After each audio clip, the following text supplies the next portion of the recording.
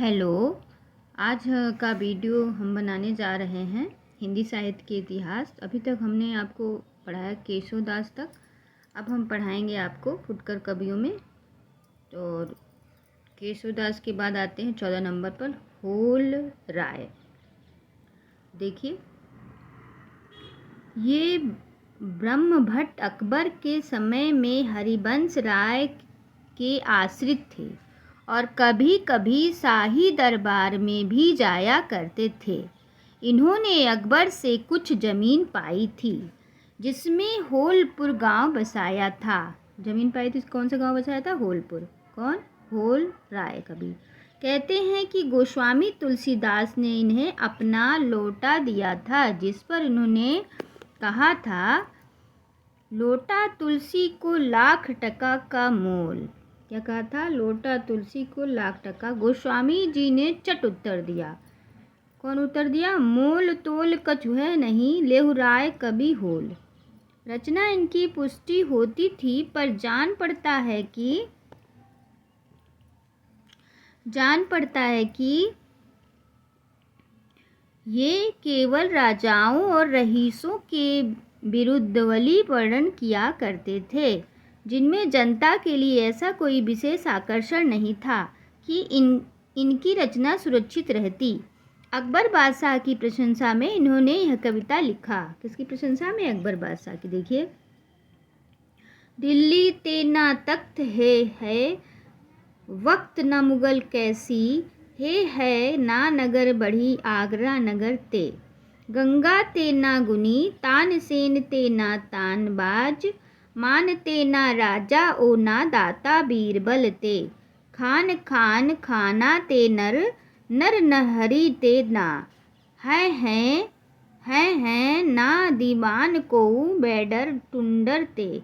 नाओ खंड सात दीप सात हूँ समुंदर पार, है ना जलालुद्दीन शाह अकबर ते। ठीक है, जलालुद्दीन शाह अकबर ते किसका है? होल कवि का। अब रहीमदास जी आते हैं। रहीम का नाम था अब्दुल रहीम खाना खान। ये अकबर बादशाह के अभिभावक प्रसिद्ध मुगल सरदार बैरम खां खाना खान के पुत्र थे। इनका जन्म संवत 1610 में हुआ। ये संस्कृत, अरबी और फारसी के पूर्ण विद्वान और हिंदी काव्य के पूर्ण मर्मज्ञ कवि थे। ये दानी और परोपकारी ऐसे थे कि अपने समय के कण माने जाते थे। इनकी दानशीलता हृदय की सच्ची प्रेरणा के रूप में थी। कीर्ति की कामना से इनका कोई संपर्क न था। इनकी सभा विद्वान और कवियों से सदा भरी रहती थी।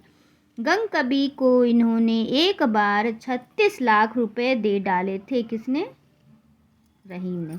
अकबर के समय में ये प्रधान सेनानायक और मंत्री थे और अनेक बड़े बड़े युद्धों में भेजे गए थे। ये जहांगीर के समय तक वर्तमान रहे।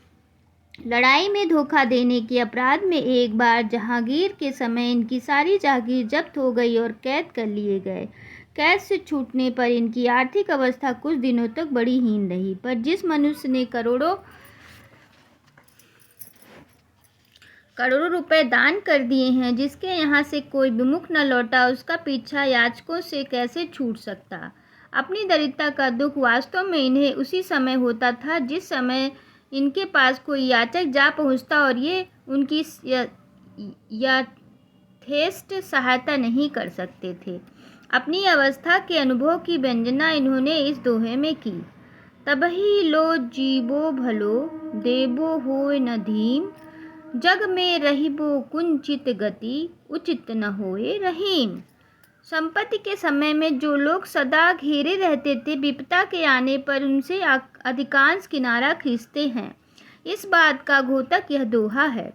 हे रहीम दर दर फिरे, मांगी मधुकरी खाए, यारो यारी छोड़िए अब रहीम बे नाही।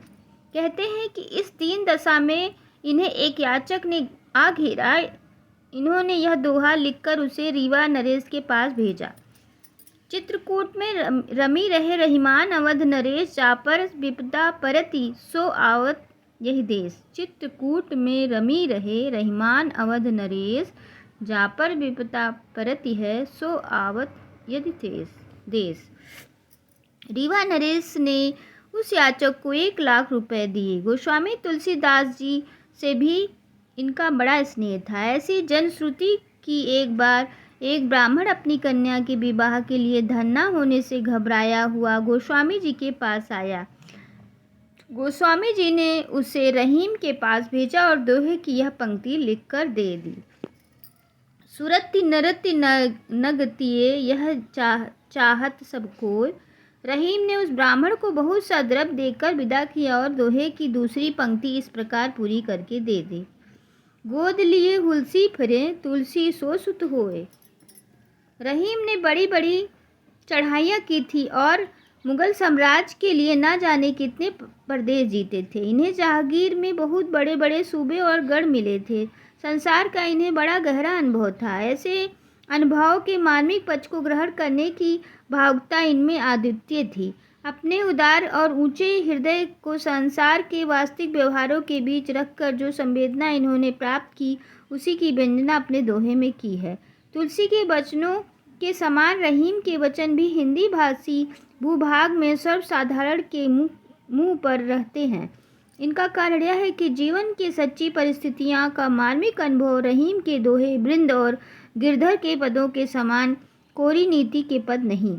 इनमें मार्मिकता के उनके भीतर से एक सच्चा हृदय झांक रहा है। जीवन की सच्ची परिस्थितियों के मार्मिक रूप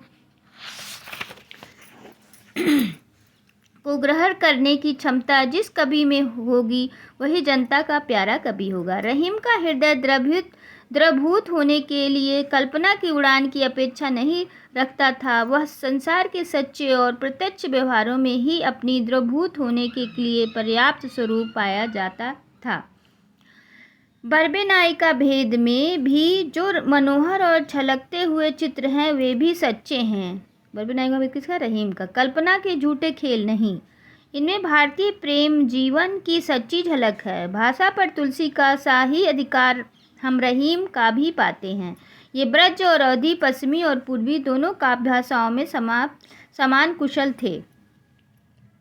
बरबे नायिका भेद बड़ी सुंदर अवधी भाषा में है। इनकी उक्तियाँ ऐसी लुभावनी हुई कि बिहारी आदि परवर्ती कभी भी बहुतों का अपहरण करने का लोभ न रोक सके।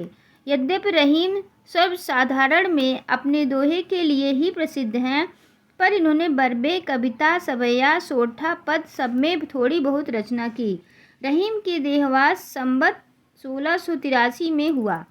अब तक इनके निम्नलिखित ग्रंथ ही सुने जाते हैं। रहीम दोहावली रहीमदास का, सतसई रहीमदास का, बरबे नायिका भेद रहीम का, भेद सिंगार सोठा रहीम का, मदनाष्टक रहीम का, रास पंचदई रहीम का। पर भरतपुर के श्रीयुत पंडित मायाशंकर जी याज्ञिक ने इनकी और भी रचनाएं का पता लगाया, जैसे नगर शोभा, फुटकल बरबे, फुटकल कवित्त, सवैया और रहीम का एक पूरा संग्रह रहीम रत्नावली के नाम से निकाला है।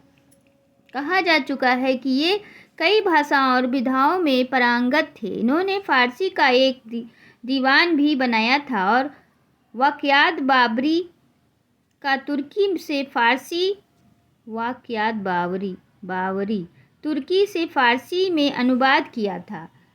वाक़यात बावरी को तुर्की को फारसी में अनुवाद किया था। कुछ मिश्रित किसने? कबीर ने। कुछ मिश्रित रचना भी इन्होंने की है। रहीम काव्य, हिंदी संस्कृति की खिचड़ी, खेट कौमुदी, सब किसके? रहीम काव्य रहीम के हैं। हिंदी संस्कृत की खिचड़ी रहीम के हैं। खेट कोदुकम रहीम के। नामक जोशी का ग्रंथ संस्कृत और फारसी की खिचड़ी है। खेत कोतुकम जोशी ग्रंथ है।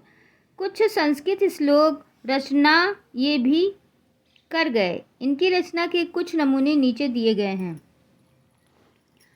सुरदिन परे रहीम कह, भूलत सब पहचानी, सोच नहीं बित हानि को, जो ना हो हित हानि को। रहीम जनिकाहू के द्वार गए पछताए, संपत्ति के सब जात हैं, विपत सबे ले जाए। जो रहीम गति दीप की, कुल कपूत गति सोए, बुआरे उजियारे लगे बड़े अंधेरे होए। सर सूखे पंछी उड़े और सरन समाही। दीन मीन बिन पंख के कहु रहीम कह जाई। मांगत मुकरिन को गयो कही ना त्याग्यो साथ। मांगत आगे सुख लहो ते रहीम रघुनाथ। तो ये आपके रहीम है। आज मैंने पढ़ ली। कल के वीडियो में ये पढ़ूंगी। आशा करती हूँ आपको अच्छा लगेगा। कल का भी सुनिएगा, आज का भी सुन लीजिएगा, आपकी परीक्षा में काम आएगा। नमस्कार।